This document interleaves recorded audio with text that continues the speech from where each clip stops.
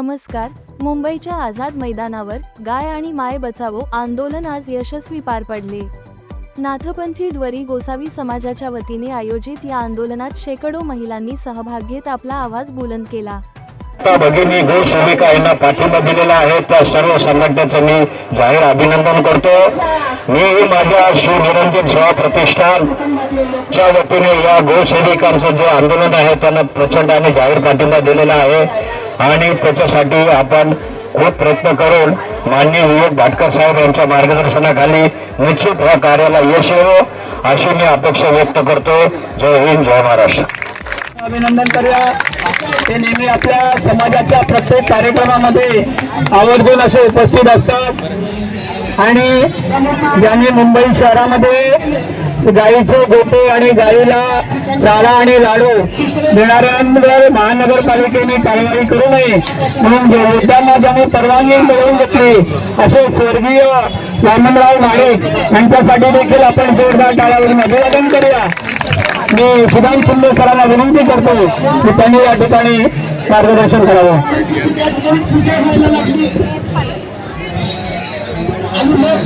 भारत माता की, भारत माता की वंदे वंदे. प्रथमतः कैलासवासी वामनराव महाडिक साहेबांच्या स्मृतीस वंदन करून मी कार्यक्रमाची सुरुवात करतो की ज्यांनी गायीचा प्रश्न प्रथम मुंबईमध्ये भटक्या समाजाला घेऊन सुरुवात केली आणि गेल्या 40-50 वर्षामध्ये हा गोमाता गोसेविकांचा प्रश्न काही सुटलेला नव्हता. कारण हायकोर्टामध्ये त्या संदर्भात एक याचिका होती. जोपर्यंत हायकोर्टामध्ये एखादी याचिका प्रलंबित असते तेव्हा त्या याचिकेला जोपर्यंत कोर्टचा निपटारा होत नाही तोपर्यंत आपण कितीही आंदोलने मोर्चे वगैरे काढून काही फायदा होत नाही. कारण कोर्टाच्या निर्णयाला आपण चॅलेंज हा कोर्ट आणि चाकोरी कायदेशीर मार्गानेच करणं आवश्यक आहे. परंतु आपल्या सर्वांचं नशीब चांगलं आहे आणि त्याच्यामध्ये आमचे मित्र विवेक भाटकर साहेबांचा म्हणतात ना पायगुण चांगला आहे की साहेबांनी एंट्री घेतली आणि कोर्टाने निर्णय हा जे मुंबईमधील फुटपाथवर धंदा बिझनेस करणारे सर्व जे आहेत त्यांच्या बाजूने निर्णय कोर्टाने दिलेला आहे. त्यामध्ये आपले जो गोसेविका आहे की जे मंदिराच्या बाहेर गायी घेऊन वर्षानुवर्ष आपले हिंदू धर्माचे उपासक आहेत त्यांनाही त्याच्यामध्ये हायकोर्टाच्या त्या निर्णयामध्ये त्यांचाही समावेश आहे.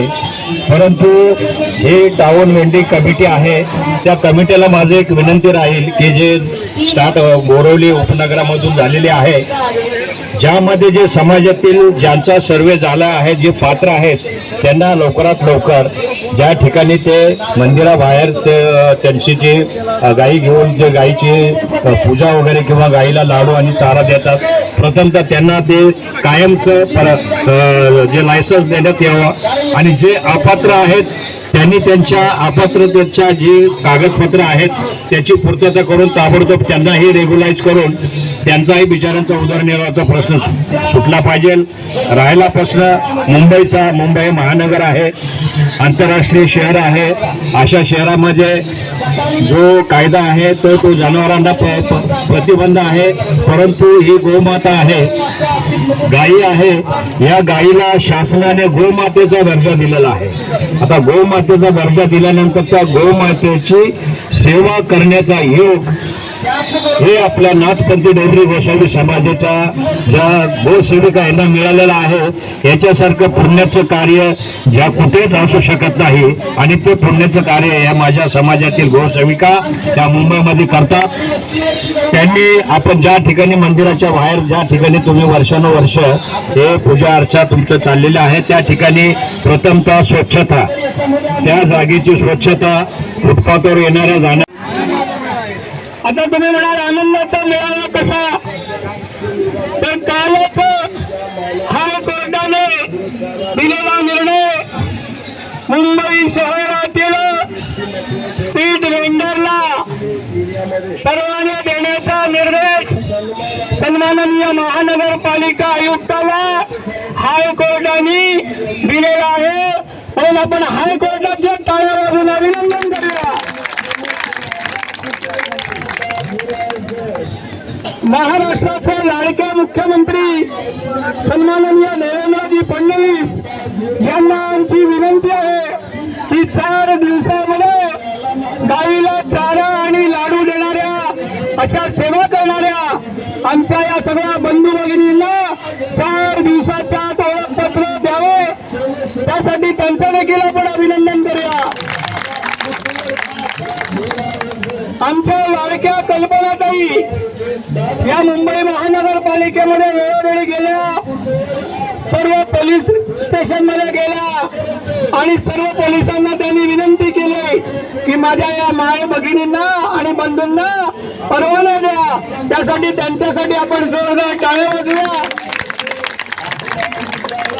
ज्यांनी आपली लढाई ही कायदेशीररित्या कशी लढावी असं ज्यांच्या वडिलांनी मला 2000 साली ज्यावेळी मी पहिलं आंदोलन केलं त्यावेळी मला कोर्टातून सोडवलं असे ॲडव्होकेट सुखदेव काशीद यांचे चिरंजीव हे आपले लीगल ॲडवायझर आहेत.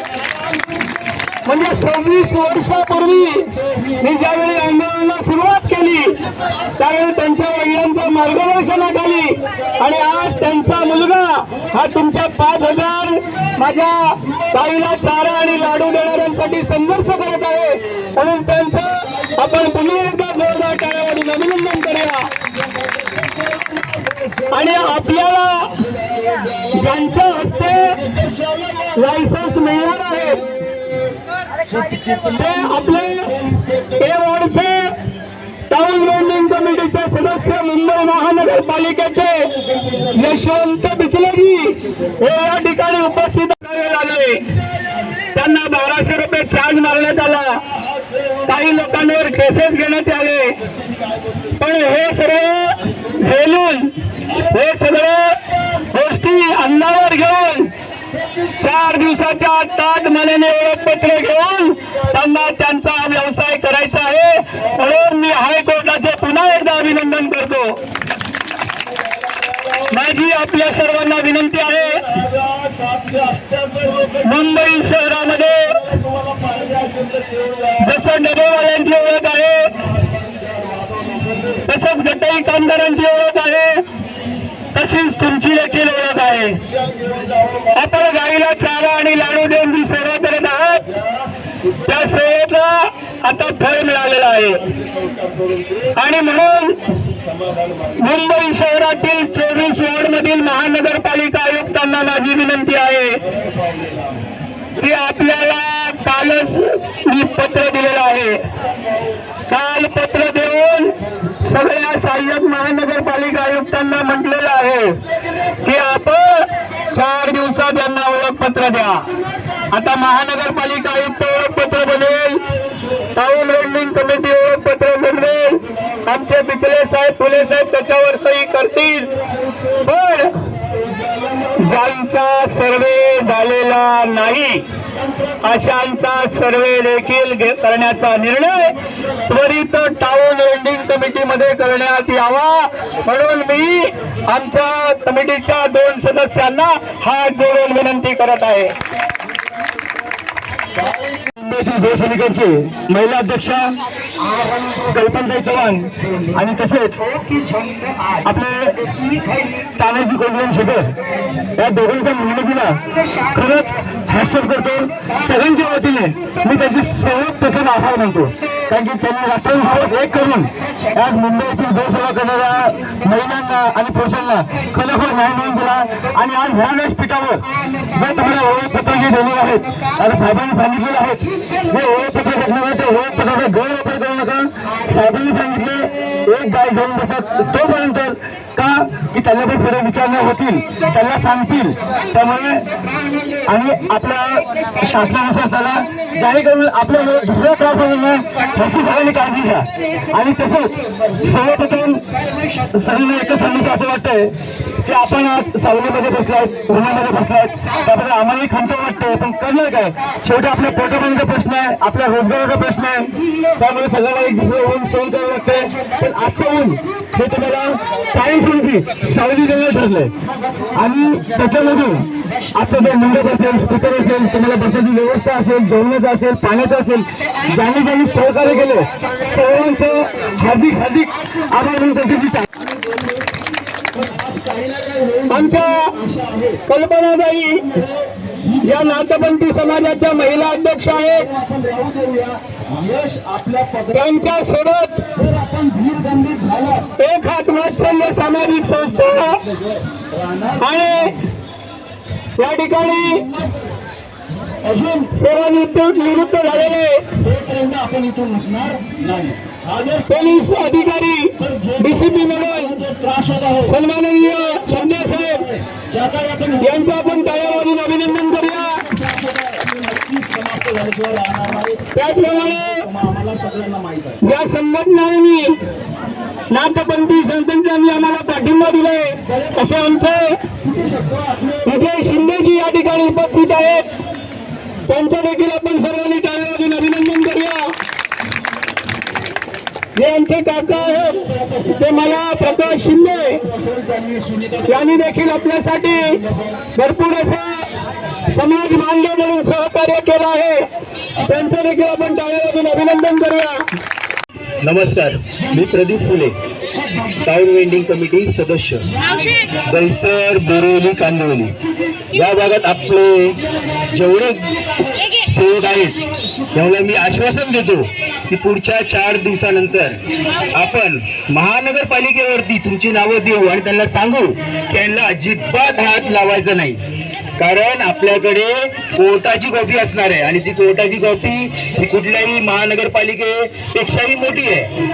कारण 1.5 वर्ष आपण संघर्ष केला तेव्हा जाऊन ती कोर्टाने आपल्या बाजूने निकाल दिलाय की ते मुंबईत राहणाऱ्या 90,000 पीच वेंडरला अजिबात हात लावायचा नाही जिथपर्यंत तुम्ही त्यांना अपात्र किंवा पात्र करणार नाही. आणि पात्र करण्याची जिम्मेदारी ही टाउन वेंडिंग कमिटीची आहे. त्याच्यामुळे तुम्ही तुमचे कागदपत्र हे व्यवस्थित रेडी ठेवा.